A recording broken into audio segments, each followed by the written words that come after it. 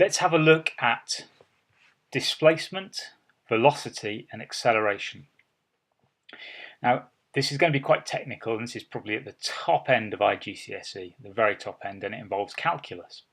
So first of all, displacement is how far we are from a place at any time. It's not quite distance travelled, it's how far we are from somewhere.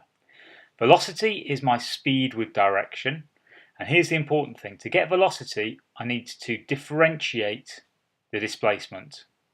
And that means with respect to time, so I've got a t in there. And acceleration is my change in velocity over time. And change in velocity is to differentiate velocity with respect to time. So let's go ahead and do some questions, starting with this one. Find the initial displacement. Now this first word, initial, that means that the time is 0. So my time is 0 initially.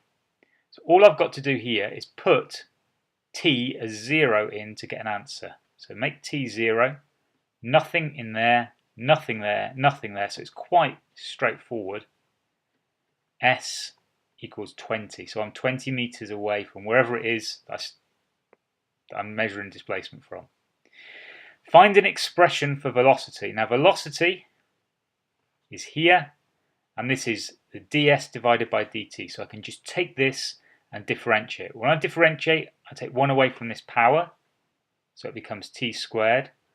I multiply the front by 3, divide by 6, so I can see that's going to simplify, minus 2t, plus 2t, so I've got the 2 times the t and reduce the power by 1, minus 10, the t disappears, t to the power of 1 now becomes t to the power of 0, and the 20 just disappears. So I can just make that a little bit simpler as t squared over 2 plus 2t minus 10. Next question. Find the velocity after 5 seconds. Well, I've got the velocity equation. So t is 5 and my velocity is here. So I'm going to get to my calculator. So I'm going to put in 5 for here. So I've got 25 divided by 2.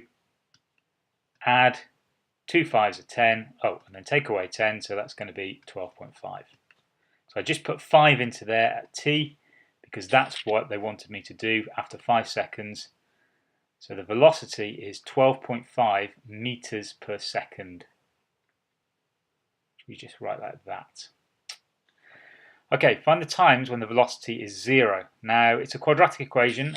I'm not sure if it's going to factorize or what's going to happen, so I'm going to go straight to my calculator and put it into the equation solver.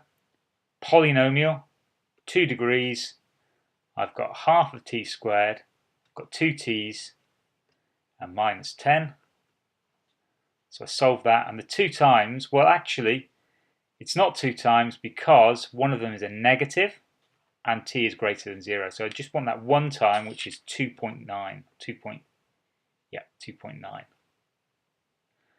It's when t is 2.9. So there's only one time there because the other one was negative. Let's keep going.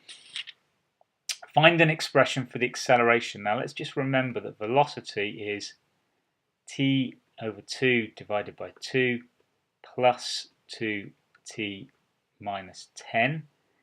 Acceleration is the change in velocity over the change in time, which means I'm going to differentiate the velocity equation to get acceleration. So that 2 comes in front, so 2t to the power of 1 divided by 2 gives me just t.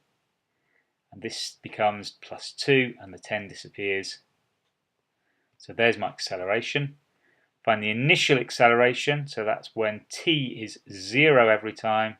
So 0 plus 2, so the acceleration is just 2.